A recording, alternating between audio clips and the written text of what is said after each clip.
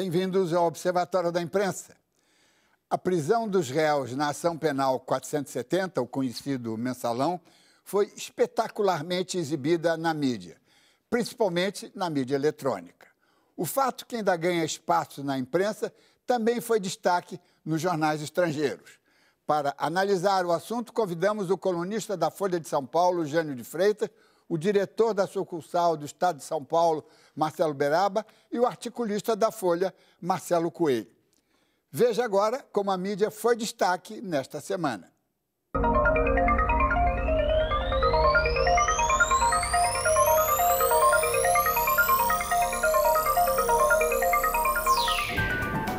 O jornalismo cidadão e a mídia ninja não começaram na internet.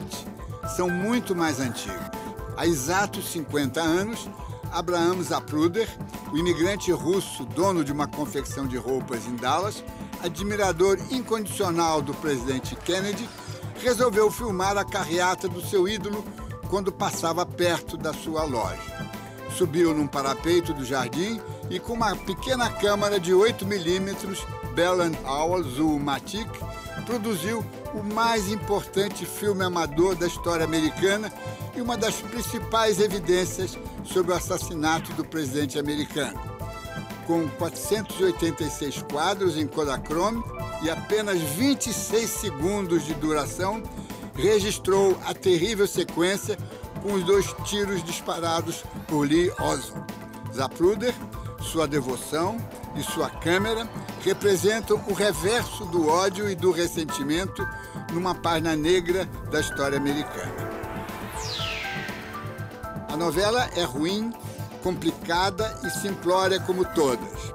Ao longo dos 156 capítulos anteriores, Amor à Vida jamais conseguiu produzir alguma reação mais forte na audiência da Globo. Mas na segunda-feira, 18 de novembro, a longa cena em que Félix, confrontado pelas provas do crime que cometeu, vomita todos os seus sentimentos, causou surpreendente comoção. O Ibope deu um salto e os críticos se impressionaram de tal maneira com o desempenho do ator Matheus Solano que o consideraram merecedor de um Oscar. Evidente exagero. No universo das telenovelas vale tudo, até mesmo um bom desempenho ocasional. Nos capítulos seguintes, a mesmice.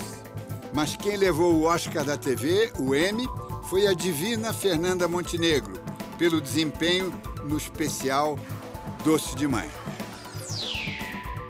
Não será difícil adivinhar o voto da relatora, a ministra Carmen Lúcia, do Supremo Tribunal, sobre a questão das biografias não autorizadas. Pela organização da audiência pública da última quinta-feira, quando 15 dos 17 depoimentos foram contra a obrigatoriedade da autorização, fica nítida a impressão de que a ministra dará maior peso à plena liberdade de expressão do que ao direito à privacidade.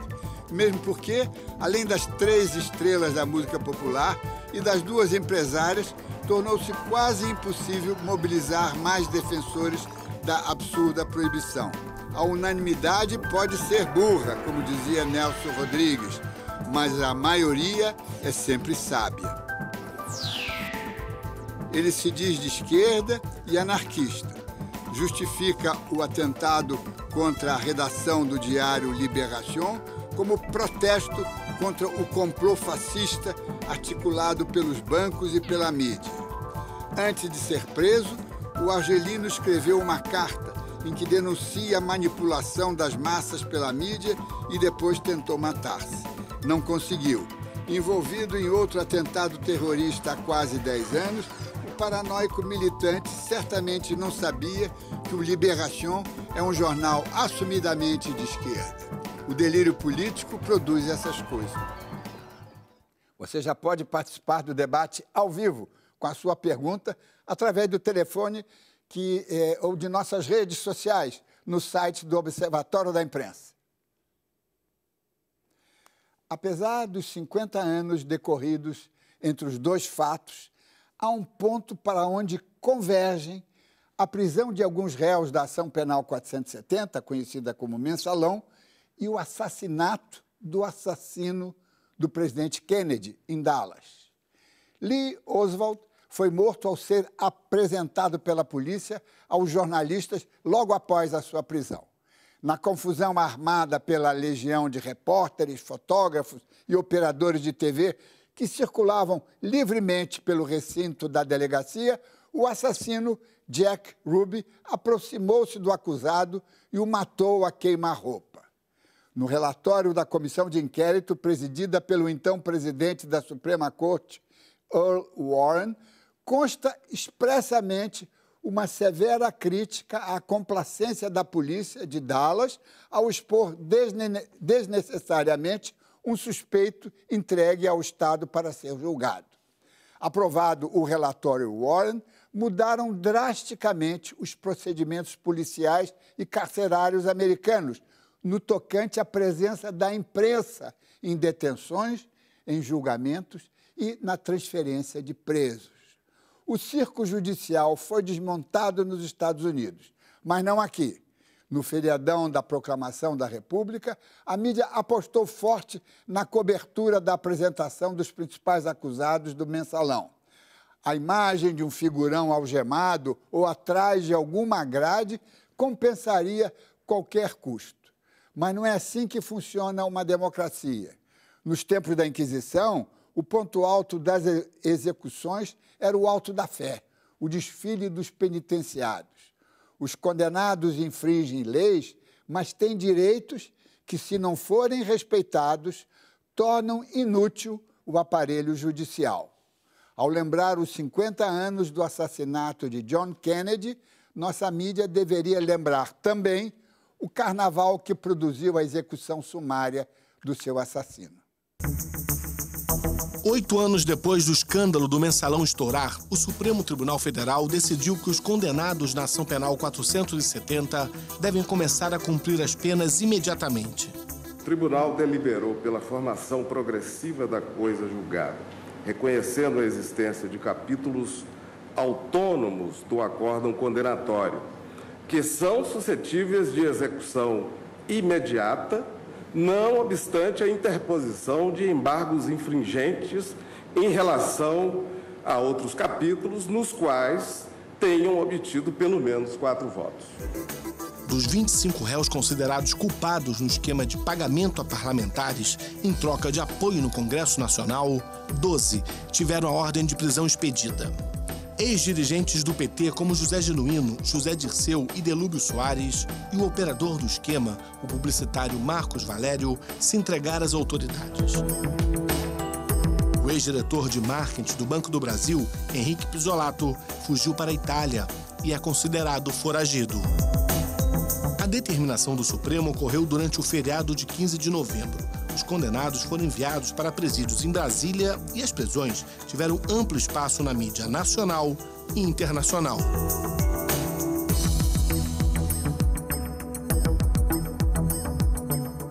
Juristas apontaram que a ida dos condenados para prisões distantes da região onde vivem fere a Constituição. Colunistas sublinharam que a ação foi um espetáculo de marketing. E destacaram que a imprensa fez um estardalhaço em torno do voo que levou os condenados para a capital.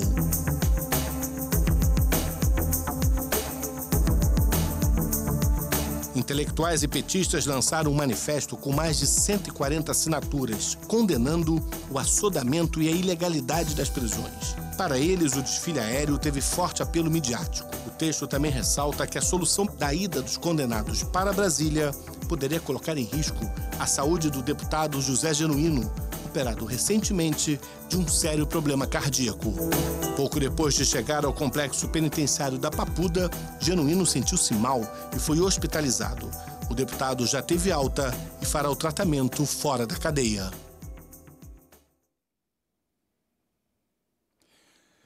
Jânio de Freitas, prazer tê-lo aqui. Prazer é meu. A sua participação é aguardada há muito tempo. Mas o seguinte, entrando no nosso assunto, como é que você vê todo esse carnaval midiático, sobretudo na hora da prisão, não é? tentativa de fotografar os presos algemados, porque eles tiveram que ser algemados ao entrar no avião, que é todo um dispêndio, inclusive, de recursos, não é? Para garantir que eles estavam presos. Quer dizer, como é que você vê isso? Com a sua experiência, dirigiu tantos jornais aqui, Correio da Manhã, Jornal do Brasil, Correio da Manhã, Última Hora, como é que você vê isso? Eu tenho a impressão de que se combinaram aí alguns fatores, não necessariamente concomitantes no jornalismo. No caso, por exemplo, há uma evidente tendência na atual maneira de fazer jornalismo brasileiro para buscar o sensacionalismo, né? Para dar um ingrediente a mais que é fabricado na elaboração da notícia e tal. Os jornais, particularmente, eu acho, no Rio, o Globo, e em São Paulo, a Folha de São Paulo. Marcelo Beraba já está ressalvado dessa minha observação. E o segundo fator é a evidente indisposição da mídia brasileira em relação a tudo que se refere ao PT, e desde a origem do PT, pela própria natureza do PT, ao Lula e nos anos mais recentes, em relação ao Dirceu. Né? O Dirceu, eu não sei porquê, né? Eu não consegui até hoje identificar o ponto, a razão, né? que levou a uma concentração de antipatia, de ressentimento em relação ao Dirceu. Eu não identifiquei esse ponto. Mas acho que isso também teve uma influência muito grande e contaminou a figura do jesuíno, que era vista com muita simpatia, né, pela história pessoal, a história política e a maneira de ser do jesuíno, o deputado de muito boa qualidade que ele foi, excelente deputado, muito trabalhador, muito ativo, muito presente. Então, acho que houve uma conjugação muito lamentável, mas bem sucedida do ponto de vista de quem estava buscando um excedente à notícia, sendo esse excedente o sensacionalismo. Marcelo Coelho, você acompanhou o julgamento da ação penal 470, o mensalão, acompanhou isso de uma forma admirável. Inclusive, você esteve aqui no programa até comentando alguns aspectos desse julgamento. Como é que você vê esse desfecho, né? Quer dizer, pelo menos durante o julgamento havia uma coisa meia solene, alguns ritos, não é?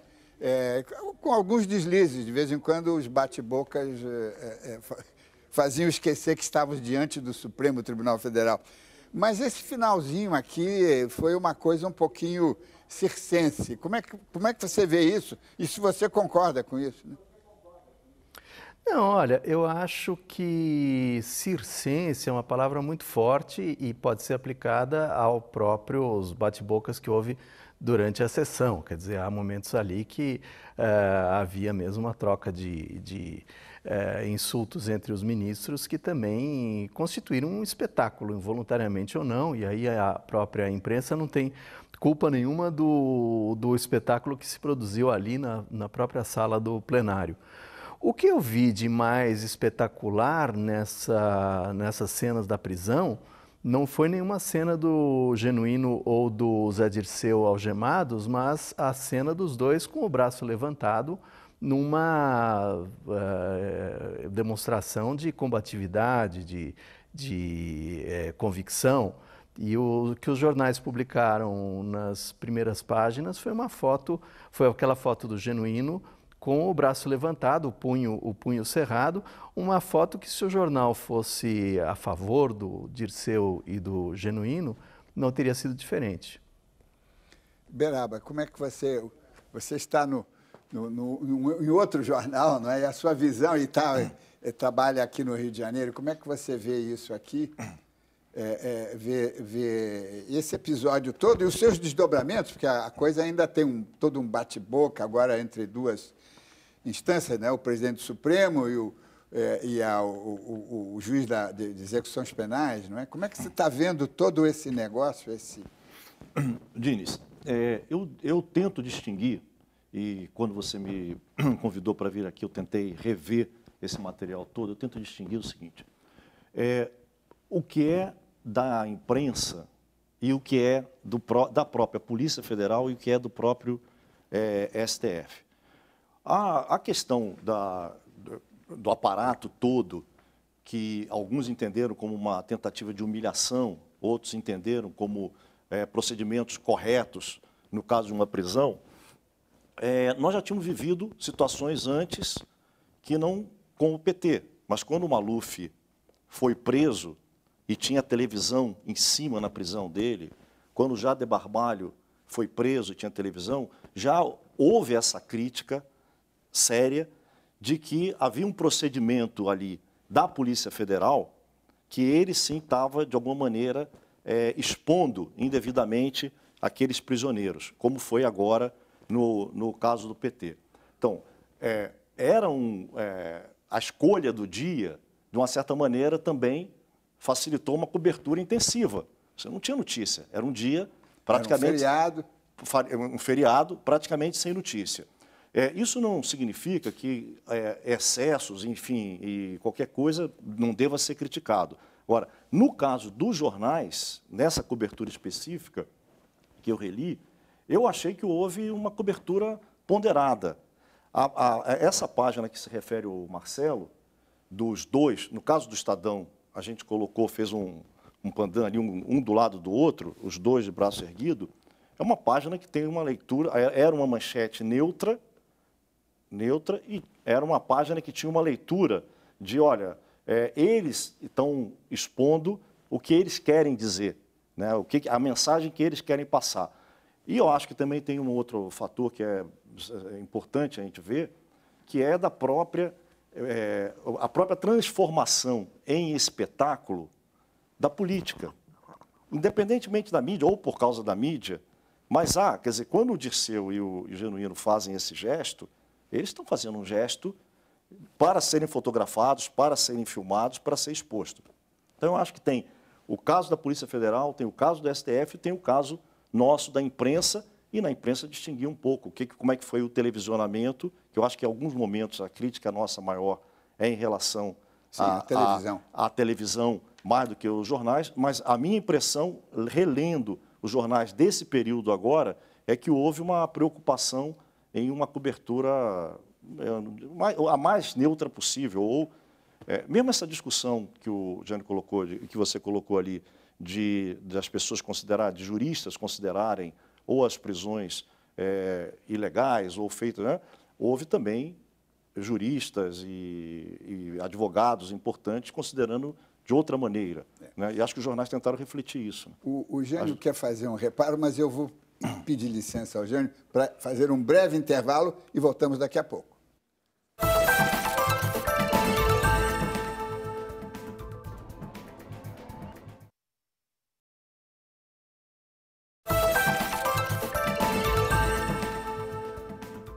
O Observatório da Imprensa está de volta com o debate sobre a cobertura da mídia na prisão dos réus do Mensalão. Jânio, eu interrompi você. Não foi interrupção. Eu queria só fazer a ressalva de que a sua pergunta visava particularmente o dia 15 de novembro. Então, deu um curto-circuito, porque claro. o Marcelo falou de jornal, eu tentei falar de televisão e um pouco de jornal, e aí misturamos as coisas e parecia que eu estava falando do sensacionalismo de jornal no dia 15 de novembro. Não houve sensacionalismo de jornal, até pelo contrário, foi um dos raros dias de sobriedade dos jornais no tratamento de todo esse processo aí do Mensalão. Marcelo, nós tínhamos uma pergunta aqui de uma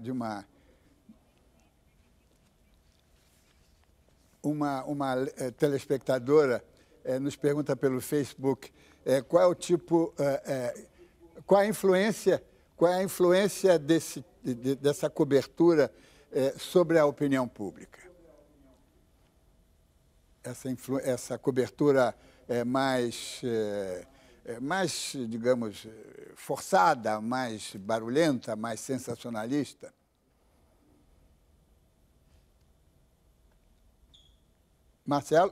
Marcelo Coelho.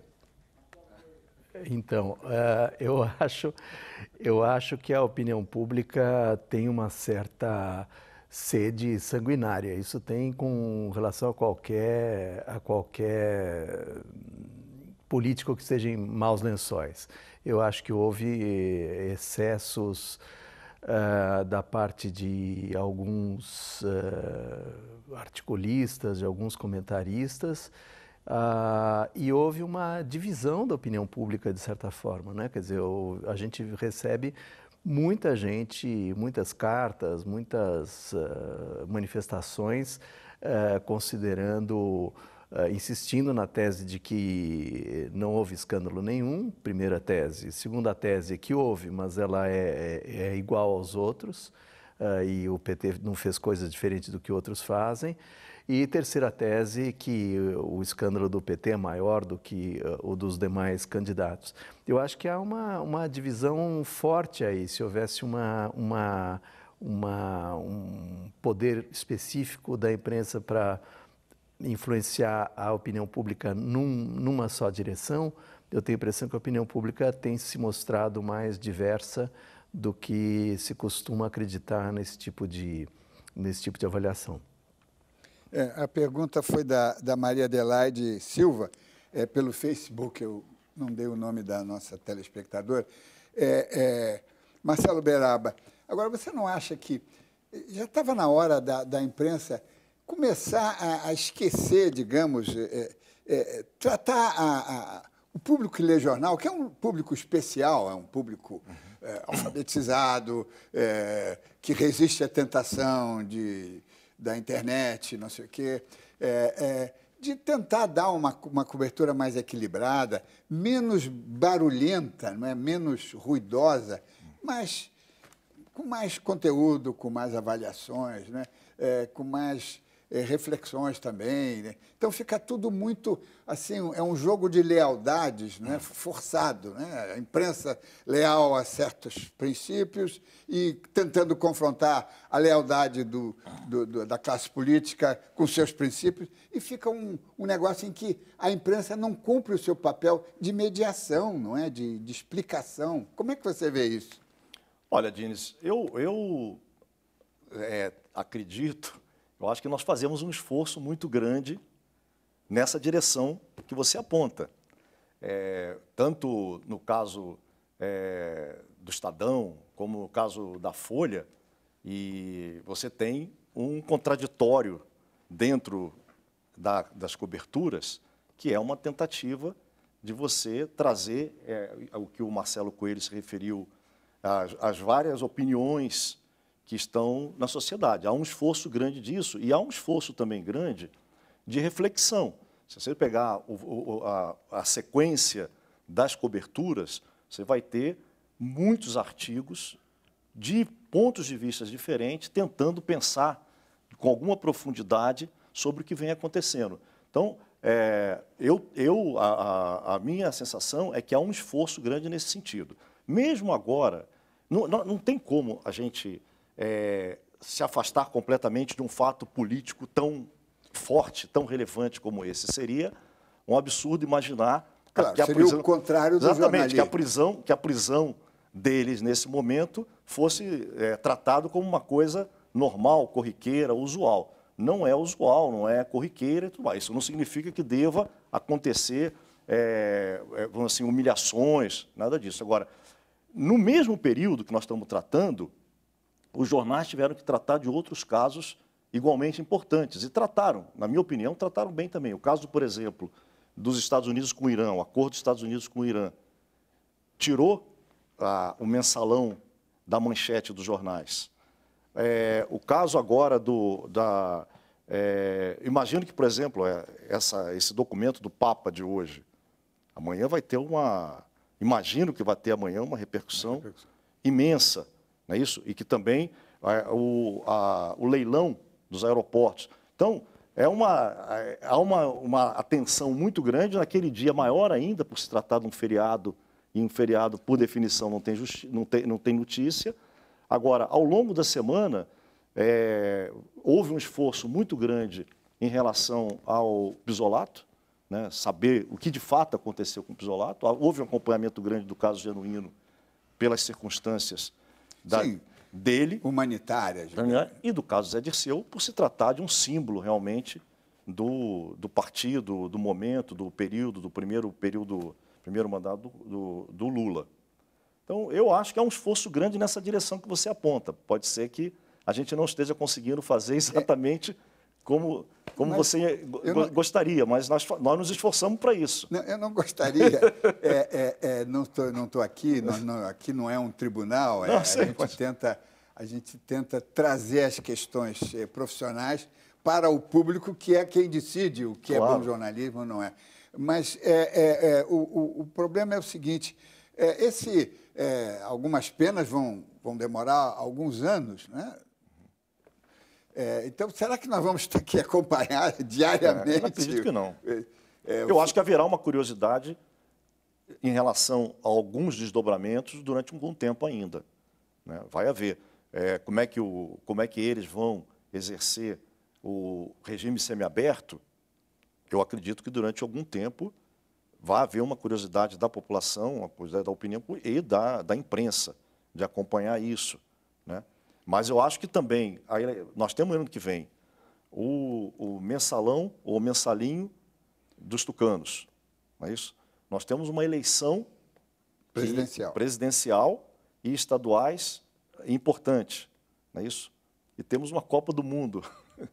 Então, eu imagino que esse assunto vá durar ainda durante um período com alguma curiosidade, mas ele está disputando com outros assuntos relevantes que acho que a imprensa está atenta, está acompanhando.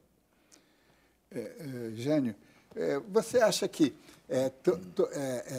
você fez uma distinção entre a cobertura de jornais e a cobertura da mídia eletrônica, né, que é naturalmente espetaculosa, porque ela trata imagens, sons, mas acaba havendo uma interligação, porque uma influencia a outra. A partir do momento em que um veículo eletrônico dá um show, a mídia impressa tem que acompanhar. Acompanha. E aí cria-se uma bola de neve e ninguém consegue reverter, não é? Como é que... Mas acho que nesse caso, em particular, há uma distinção bastante importante, uma distinção essencial até. A televisão foi espetaculosa nesse dia e talvez em um ou outro dia no decorrer do processo.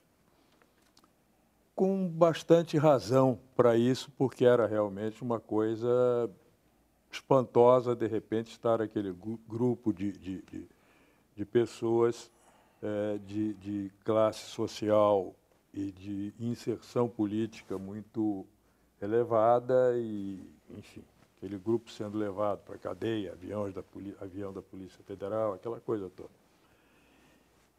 E, de outra parte, bastante diferente é, a meu ver, a conduta da imprensa no decorrer de todo o processo.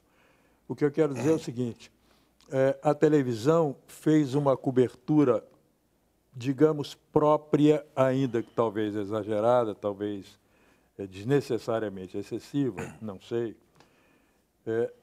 factual, jornalística, mas a cobertura da imprensa durante todo o processo, desde da primeira denúncia e tal, do Roberto Jefferson, tem uma conotação ideológica muito nítida. É muito clara a acentuação da conduta jornalística, nesse caso, pelo fato de se tratar do PT, pelo fato de se tratar do Dirceu e depois, por extensão, agora, ultimamente, do Genuíno. Eu acho que o processo em si, quer dizer, os fatos em si já estimulavam, já suscitavam, né, um certo desejo de contaminação ideológica, uma certa tendência de contaminação ideológica. E o precedente da má relação ou da total dificuldade da imprensa de conviver razoavelmente com o PT e com o Lula e tal, acentuou muito isso, não é? Essa tendência de tratamento ideológico que o próprio tema suscitava, não é? Marcelo Coelho, você vê ao longo do julgamento, não estou duvidando da opinião do Jânio, mas você vê ao longo do julgamento, e você acompanhou ele de uma forma detalhada, esmerada, você vê, digamos, não a cobertura factual do jornal, mas as análises, todo o entorno da cobertura factual, uma conotação ideológica? Olha, eu acho que o PT foi julgado com bastante severidade, mas não uma severidade não maior do que aquela que o próprio PT utilizava quando ele julgava os escândalos alheios. Quer dizer, eu acho que o PT durante muito tempo foi uma força muito intensa de denúncia dos escândalos do governo Fernando Henrique, de qualquer governo que houvesse, e teve até na imprensa um aliado nisso, porque eu me lembro até hoje, você tem um jornalista como o Hélio Gaspari, que não é nenhum petista, falando na privataria tucana, o tempo todo privataria tucana, né?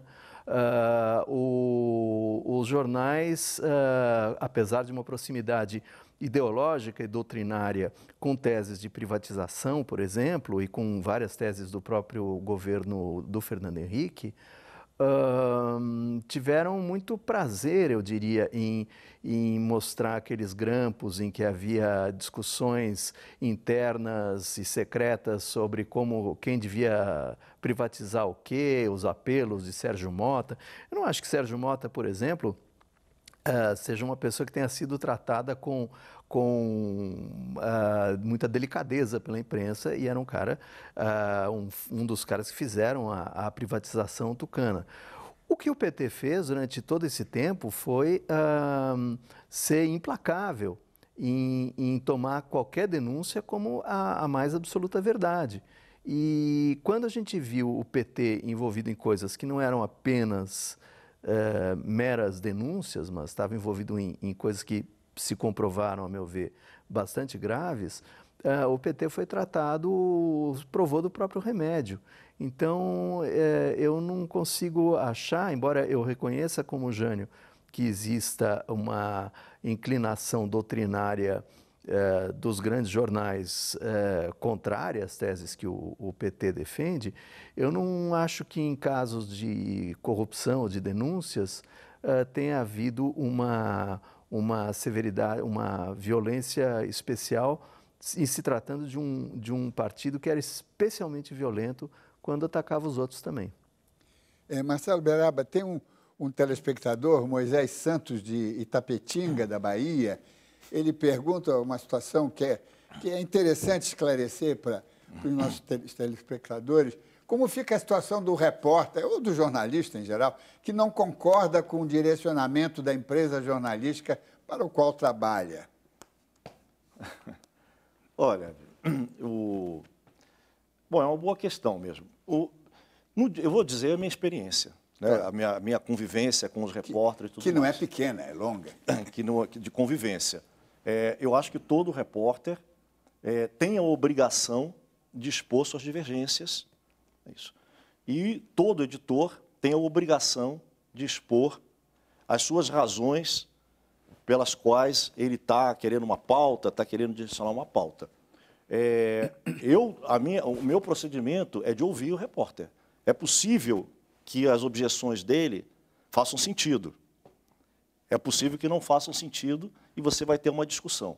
Se essa discussão chegar num ponto que ele considere que exista algum impasse incontornável de consciência, né, vai caber a ele tomar alguma posição. O que é importante é ter essa franqueza, seja dos valores que essa empresa coloca publicamente para os seus leitores, seja a maneira como o editor vai, de alguma maneira, concretizar aqueles valores da empresa. E tem que ter esse diálogo com o repórter. Eu não vivi nenhum caso de um repórter que tenha chegado e falado, olha, já não concordo mais nada disso e estou indo embora ou estou submetido e tudo mais. Há momentos de tensão dentro de redação, isso é permanente. Não, é isso? E é bom que aconteça. Que tenha. Há momentos de tensão de fundo ideológico, há alguns momentos de tensão de fundo ideológico, e acho que a gente, como editores, como diretores, temos que agir para que isso possa ter espaço de discussão e que possa ter, vamos dizer, se tem razão, você tem que mudar o direcionamento da pauta, tem que pensar de outra maneira. Bom, é como eu vejo. Agora, é uma visão... Não, claro, nós estamos aqui juntando visões pessoais. Né? Visão minha. Mas vamos fazer um rápido intervalo e daqui a pouco vamos lembrar um pronunciamento do presidente do STF, Joaquim Barbosa, sobre a partidarização da nossa imprensa. Daqui a pouco voltamos.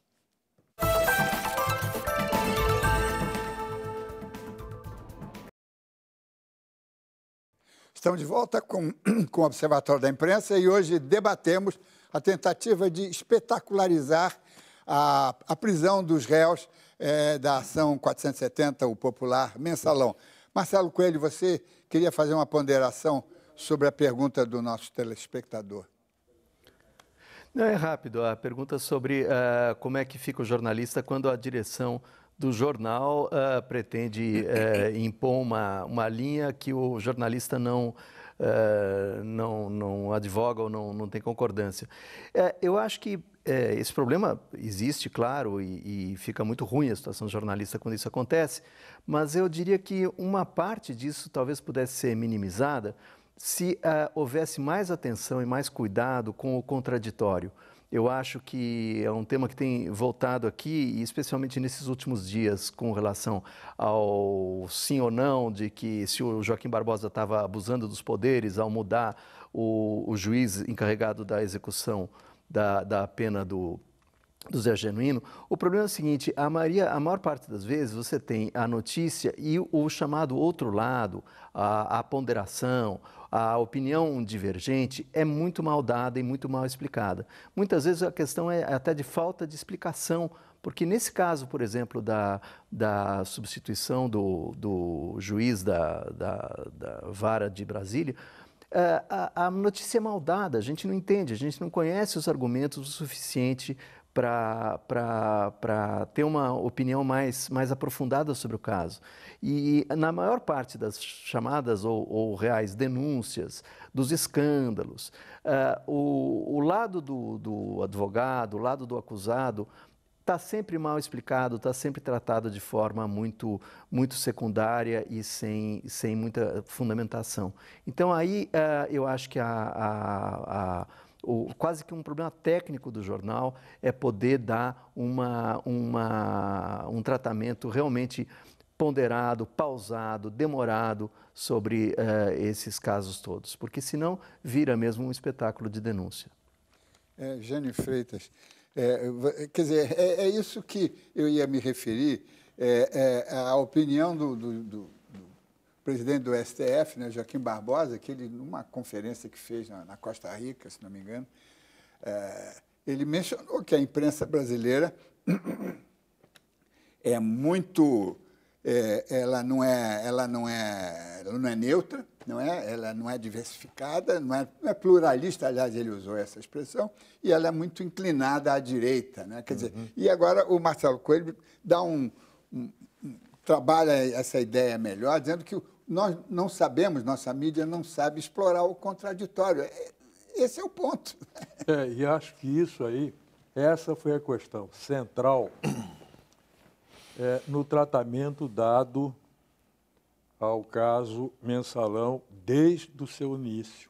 Né? Foi exatamente isso que permitiu que houvesse, do meu ponto de vista, uma prevalência doutrinária, como disse o Marcelo, ideológica, como eu disse. Né? Parece a mesma coisa, mas há uma diferençazinha aí. Sutil. Sutil, mas muito importante. E tenho a impressão de que ficou faltando material suficiente para que o público leitor ou espectador fosse capaz hoje, por exemplo, de responder a algumas perguntas, como, por exemplo, é sabido, foi noticiado na época o encontro das direções do então PL e do PT, quando se acertaram e tal e formalizaram uma aliança. Ainda anteontem, o filho do José Alencar, do ex-vice-presidente da República, lembrava que o pai dele reconheceu, depois dessa história de mensalão, que sim, houve uma combinação financeira entre os dois partidos e tal.